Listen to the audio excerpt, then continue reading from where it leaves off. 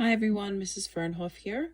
Today you will be having your first quiz on the book Fever 1793 on chapters 1 through 12, okay? This is period 5. This is really for period 1, what period I'm with you guys. But remember, all these quizzes are open notebook quizzes. You may go back, re-listen to any of the chapters that you need to. You may also look at any of the resources or notes that Mrs. Sawley posted, as well as anything that I posted on my ELA Teams page, okay? So take your time with this. I would have one device open with this recording and another window open with the quiz so that you can read it, listen to it, and take the quiz at the same time. Pause the video after each question so that you can pace yourself. Question number 1, which word would you use to describe Maddie's relationship with her mother, Mrs. Cook? Is it friendly, strained, easygoing, or sisterly? Question 2, how did Eliza end up in Philadelphia? Her husband bought her freedom. She moved to be near her mother.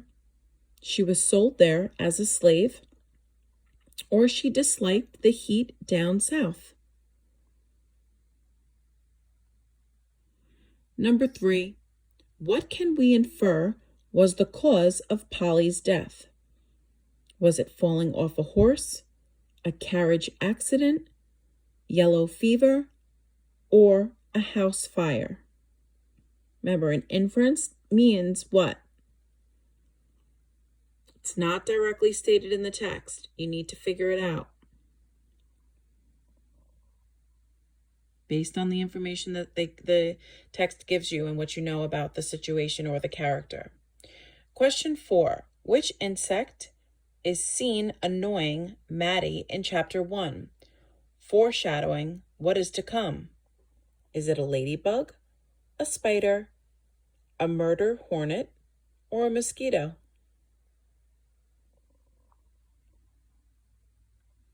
Number 5, what does the following line not reveal about Maddie? Remember, when I say the word not, it means 3 are correct, 1 is not. I wanted to own an entire city block, a proper restaurant, an apothecary, maybe a school, or hatter's shop. Grandfather said I was a daughter of liberty, a real American girl. I could steer my own ship. Page 12. She wants to be independent. She has dreams and aspirations. She needs grandfather's help, or she is proud of her American heritage.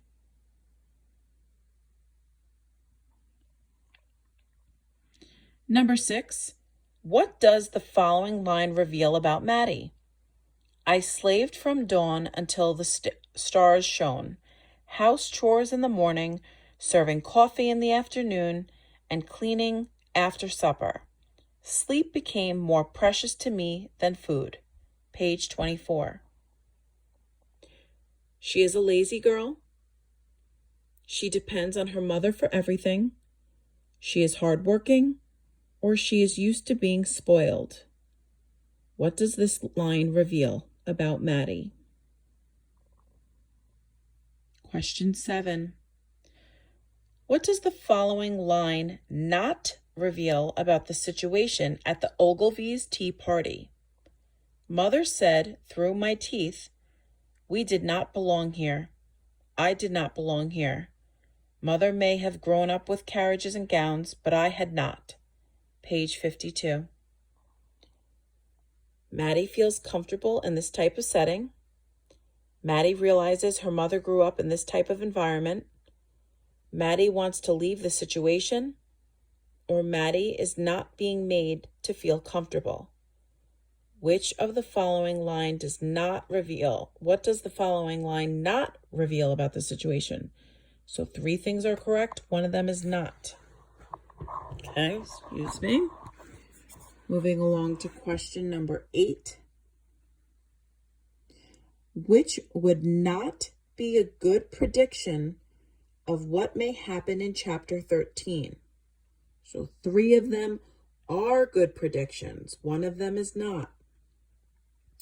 Maddie will get sick from eating the raspberries. They will walk a long distance to get help. The farmer driving the carriage will come back for them, or grandfather will become even more ill. Number 9. What type of business is run on the first floor of Matilda's home? Is it a funeral parlor, a coffee house, a blacksmith shop, or a newspaper press?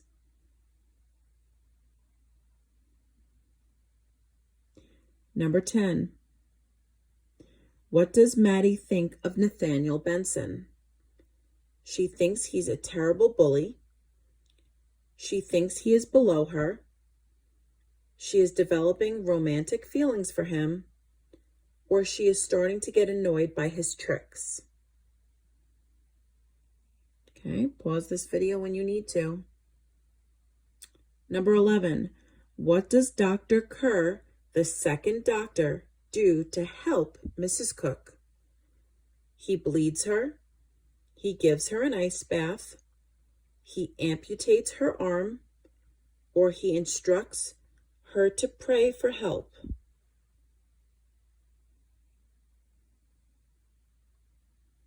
Number 12. What do Maddie and grandfather do to avoid the fever? They quarantine themselves in the bedroom. They cover their bodies with a protective ointment. They move down to the waterfront, or they leave town for the countryside. Number 13. Which literary genre has the plot taking place in the past? Is it science fiction, historical fiction, realistic fiction, or romantic comedy?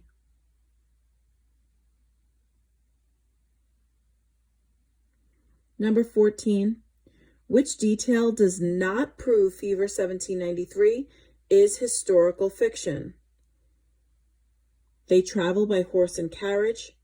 Grandfather fought in the Revolutionary War. Grandfather lives with Maddie and her mother. Or freed slaves moved to Philadelphia for liberty. So 3 of these prove this. 1 of them does not. Number 15.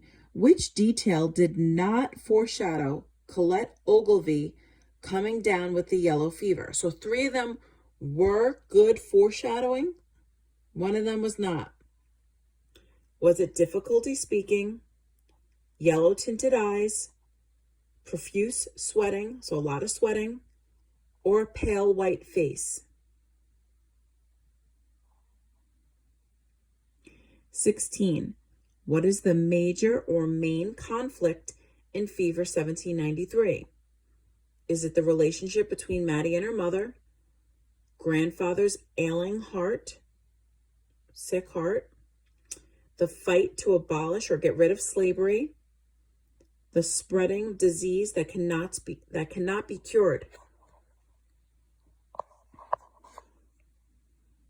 Question 17. Which word best characterizes our protagonist? Is it snobby, determined, selfish, depressed?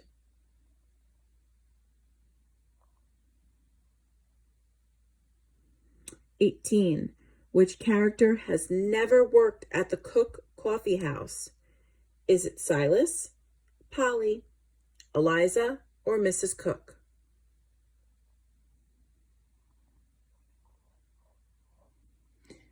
Number 19. Why are there fewer farmers selling goods when Maddie goes to the market? There is a drought. They are afraid to go into the city of Philadelphia. They do not like to sell in the summer's heat.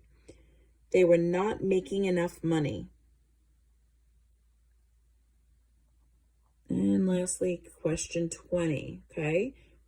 You might have to write this out if it's easier for you. Label the rhyme scheme of the following stanza. Okay, so you can look back at your notes on how to label a rhyme scheme. Hot, dry winds forever blowing. Dead men to the graveyards going. Constant hearses, funeral verses. Oh, what plagues, there is no knowing. Is the rhyme scheme for this poem A, B, C, D, E, A, B, B, C, A, B, B, A, or is it A, B, B, A?